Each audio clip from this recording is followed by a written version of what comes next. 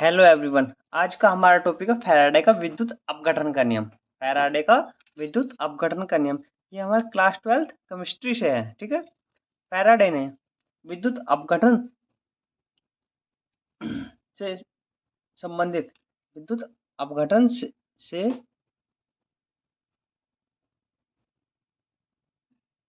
संबंधित दो नियमों का प्रतिपादन किया, जो कि इस प्रकार है। नंबर 1, प्रथम नियम विद्युत अपघटन के समय इलेक्ट्रोड से मुक्त होने वाले पदार्थ की मात्रा उसमें प्रभावित आवेश के समानुपाती होती है।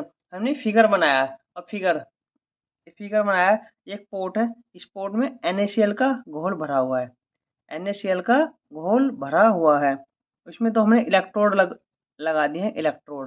एक एक इलेक्ट्रोड पर माइनस आवेश है और दूसरे पर प्लस आवेश है। ठीक है, ये इसका फिगर है।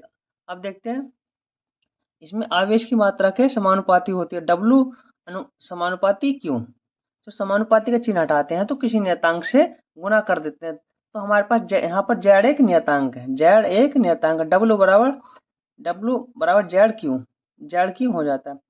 तो Q बराबर IT रखने पर, Q का मान जो है IT रखने पर, तो हमारी इसकी वैल्यू हो जाती है W बराबर ZIT हो जाती है। ठीक है, जहां पर Z एक समानुपाती स्थिरांक है तथा इसे विद्युत रासायनिक तुल्यांक भी कहा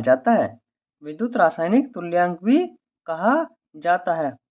हमारे पास I क्या है? यहाँ I धारा है, T समय है और W क्या है? तुल्यांकी द्रव्यमान है। Z बराबर E अपॉन 96,500 फैराडे नियतांक है।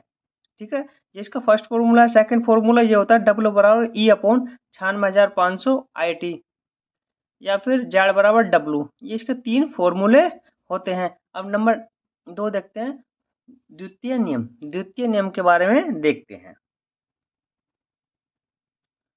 अब फैराडे का विद्युत अपघटन का द्वितीय नियम, ये भी इम्पोर्टेंट टॉपिक है। ठीक है, जब दो या दो से अधिक वैद्युत अपघट्यों के विलयन में एक समान समय में समान वैद्युत धारा प्रभावित की जाती है, तो इलेक्ट्रोडों पर मुक्त होने वाले पदार्थ की मात्राएं उनके तुल्यांक भारों के W के समानुपाती होती है।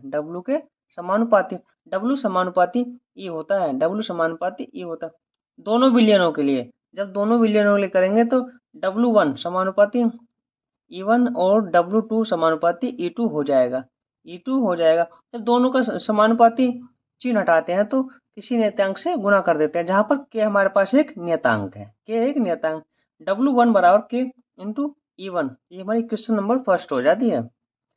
W2 बराबर K इंटू E2, ये हमारी समीकरण नंबर 2 हो जाती है। समीकरण 1 व 2 से जब K बराबर 1 रखने पर, K बराबर जब हम 1 रख देते हैं तो W1 अपॉन W2 और E1 अपॉन E2 हो जाता है। यही इसका फॉर्मूला है जो कि हमें प्रूव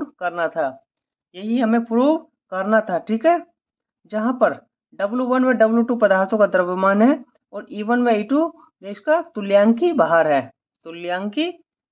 है। अगर ये वीडियो पसंद आए चैनल को लाइक करें, सब्सक्राइब करें। अगर कोई कमी हो तो आप कमेंट कर सकते हैं, नेक्स्ट वीडियो में उसका समाधान करेंगे। धन्यवाद।